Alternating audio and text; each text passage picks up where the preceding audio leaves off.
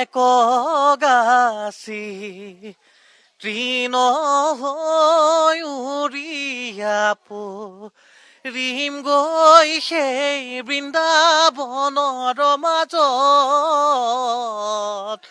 গোকুলৰ শ্ৰীকৃষ্ণে ৰাস ক্ৰিয়া কৰোঁতে হৰি হৰি পদ ধূলা লাগিব শিৰত। আপোনাৰ লগতে নিউজ লাইভৰ সকলো দৰ্শকলৈ মই ৰঙালী বিহুৰ শুভেচ্ছা জনাইছোঁ। এই মুহূৰ্তত মই মাজুলীৰ ইতিহাস প্ৰসিদ্ধ আউনীআটী সত্ৰত উপস্থিত আছোঁ। পুৱাৰ ভাগত বোকা বিহু আৰম্ভ হৈছে। সত্ৰৰ উদাসীন বৈষ্ণৱসকলে এই মুহূৰ্তত ইজনে সিজনক তেওঁলোকে বোকা পানীৰে মিশ্ৰণ কৰি তেওঁলোকে বোকা খেলিছে। আৰু এই মুহূৰ্তত মই পোনপটীয়া সম্প্ৰচাৰযোগে দেখুৱাইছোঁ মাজুলীৰ ইতিহাস প্ৰসিদ্ধ আউনীআটী সত্ৰৰ পৰা। মাজুলীৰ ফুলনি, মেখেলি গাঁও, মুদৈবিলকে ধৰি বিভিন্ন গাঁৱত যিদৰে বোকা বিহু আৰম্ভ হৈছে, ঠিক সেইদৰে মাজুলীৰ আউনীআটী সত্ৰত ৩০০ বছৰীয়া পৰম্পৰা অনুসৰি তেওঁলোকে বোকা বিহু ইয়াত আনন্দ লৈছে, বোকা বিহুৰ খেলিছে তেওঁলোকে। আৰু বোকা খেলি তেওঁলোকে সত্ৰৰ বৈষ্ণৱসকলে একেলগে সম্প্ৰীতিৰ এটা বাৰ্তা দিব বিচাৰিছে ইজনে সিজনৰ প্ৰতি। মই আপোনাৰ ওচৰলৈ আহিছোঁ। সত্ৰৰ বোকা বিহু আৰু ইয়াৰ ইতিহাস কি? প্ৰথমতে সকলোলৈকে ৰঙালী বিহুৰ শুভেচ্ছা জনালোঁ। আচলতে আমাৰ এইটো পৰম্পৰা আৰু বিশ্বাস, সত্ৰ প্ৰতিষ্ঠা কালৰ পৰা আমি বোকা খেল খেলোঁ। ইয়াত এটা বিশ্বাস জড়িত হৈ আছে। বছৰৰ প্ৰথম দিনটোত যদি আমি গাত বোকা লেপন কৰোঁ, তেতিয়া বছৰটোৰ বাবে আমাৰ চৰ্মৰোগ যিখিনি আছে সেইখিনিৰ পৰা পৰিত্ৰাণ পাব পাৰোঁ। আৰু সেই বিশ্বাস আৰু পৰম্পৰা সাৰোগত কৰিয়েই আমি সকলোৱে জ্যেষ্ঠজনৰ পৰা কনিষ্ঠজনলৈকে আজিৰ দিনটোত বোকা খেল খেলোঁ। আৰু আমাৰ যিহেতু সত্ৰৰ পৰম্পৰাত বিহু গোৱা নহয়, হুঁচৰি গোৱা নহয়, সেয়ে আমি বছৰৰ প্ৰথম দিনটোত এই বোকা খেলৰ মাজেদি আনন্দ প্ৰকাশ কৰোঁ আৰু ভাতৃত্ববোধৰ চানেকি ৰূপে আমি ইজনে সিজনক বোকা লেপন কৰোঁ। এয়াই পৰম্পৰাৰ উদ্দেশ্য আমাৰ। মই পোনপটীয়া সম্প্ৰচাৰযোগে দেখুৱাইছোঁ মাজুলীৰ ইতিহাস প্ৰসিদ্ধ আউনীআটী সত্ৰৰ পৰিৱেশ মই দেখুৱাইছোঁ। আৰু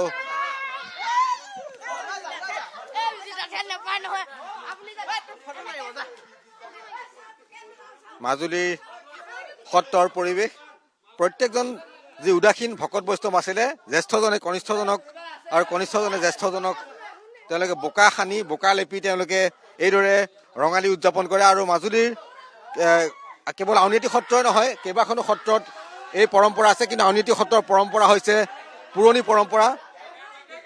৩০০ বছৰৰ অধিক যেতিয়াৰ পৰা সত্ৰ প্ৰতিষ্ঠা হৈছিলে তেতিয়াৰ পৰা এই পৰম্পৰা চলি আছে মাজুলীৰ আউনীআটী সত্ৰত। আৰু এই মুহূৰ্তত আমি দেখুৱাইছোঁ সত্ৰৰ পৰিৱেশ দেখুৱাইছোঁ। বোকা খেলি তেওঁলোকে আনন্দত আত্মহাৰা হৈছে সত্ৰৰ উদাসীন প্ৰত্যেকগৰাকী বৈষ্ণৱ।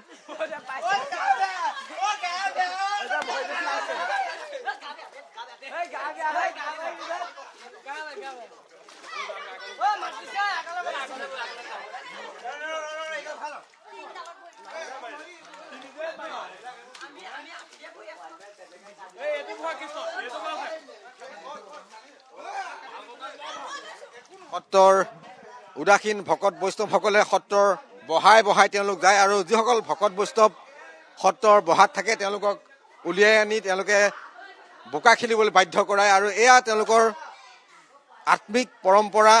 ইতিহাস প্ৰসিদ্ধ সত্ৰখনত উদাসীন ভকত বৈষ্ণৱসকল ইয়াত থাকে আৰু তেওঁলোকে সত্ৰৰ পৰম্পৰা অনুসৰি ইখন বহাৰ পৰা সিখন বহালৈ যায়। আৰু আমি যদি গাঁৱৰ ভাষাত কওঁ যে ইখন ঘৰৰ পৰা সিখন ঘৰলৈ, প্ৰত্যেকটো বহাতেই 6জনৰ পৰা 7জন পৰ্যন্ত উদাসীন ভকত বৈষ্ণৱ থাকে। আৰু এয়া তেওঁলোকৰ পৰম্পৰা, এয়া তেওঁলোকৰ জনবিশ্বাস। আৰু সত্ৰত যিহেতু বিহু নেগায়, ইয়াত এফাকি নামৰ জৰিয়তে বিহুৰ দিনটোত আশীৰ্বাদ দিয়া হয়। সত্ৰত কেইটামান মুহূৰ্তৰ পিছতে সত্ৰলৈ ইয়াত বিভিন্ন ঠাইৰ পৰা ভক্তসকল আহিব, তেওঁলোকে আশীৰ্বাদ ল'ব আজিৰ দিনটোত। নতুন বছৰৰ প্ৰথমটো দিন আজি। মই এফাকি বৈৰাগী নাম গাই দিছোঁ, আমাৰ সত্ৰীয়া পৰম্পৰা। একগাছি তৃণ হৈ উৰিয়াপ ৰিম গৈ সেই বৃন্দাবনৰ মাজত গোকুলৰ শ্ৰীকৃষ্ণে ৰাস ক্ৰিয়া কৰোঁতে হৰি হৰি পদ ধূলা লাগিব শিৰত। ভগৱন্তই সকলোকে মংগলে ৰাখক। নৱবৰ্ষৰ অসমীয়া নৱবৰ্ষৰ প্ৰথমটো দিন আৰু এই পবিত্ৰ দিনটোত এইদৰে তেওঁলোকে নামেৰে আশীৰ্বাদ দিছে প্ৰত্যেকগৰাকীক আৰু সকলোৰে সুখ সমৃদ্ধি বৃদ্ধি হোৱাৰ কামনা কৰিছে। আৰু এয়া হৈছে সত্ৰৰ পৰম্পৰা, ইতিহাস প্ৰসিদ্ধ সত্ৰখনত। এয়া কাক ঢালিবাগে? এই তাতে ঢালিম। কাক? জিতাহঁতক ঢালিম। সত্ৰৰ তেওঁলোকৰ যি উদাসীন সত্ৰ আছে সত্ৰৰ বৈষ্ণৱসকলে বাল্টিনত তেওঁলোকে বোকা গুলি আনিছে, বোকা মাটি গুলি আনিছে, ইজনে সিজনক তেওঁলোকে ঢালিব। আৰু মই দেখুৱাইছো এয়া হৈছে সত্ৰৰ পৰম্পৰা, সত্ৰৰ ঐতিহ্য।